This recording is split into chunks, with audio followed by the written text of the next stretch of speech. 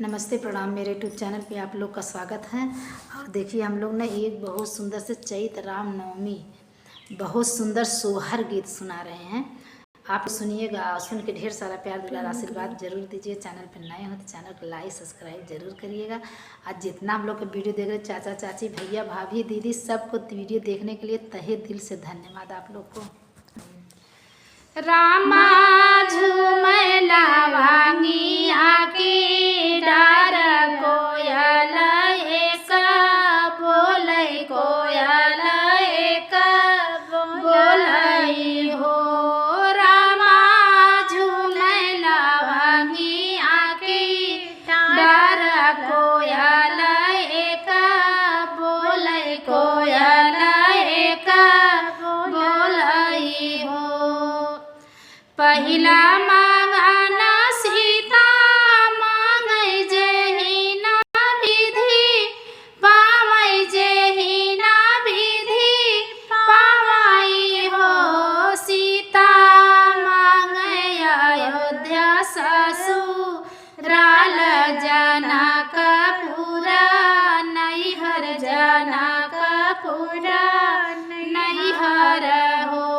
सीता मांगै अयोध्या ससुराल जनकपुर नैहर जनकपुर नैहर हो।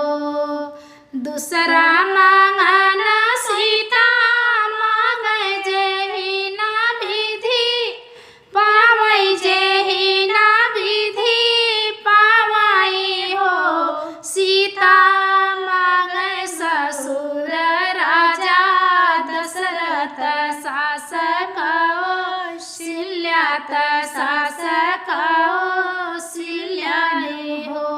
सीता मांगली ससुर राजा दशरथ शासक कौशल्यात शासक कौशल्यान हो। तीसरा मांगना सीता मांगहि ना विधि पावै जेहि ना विधि पावै हो। सीता मांगै पुरुष भगवान देवर भैया लक्ष्मण देवर भैया लक्ष्मण हो। सीता मांगै पुरुष भगवान देवर भैया लक्ष्मण देवर भैया लक्ष्मण हो।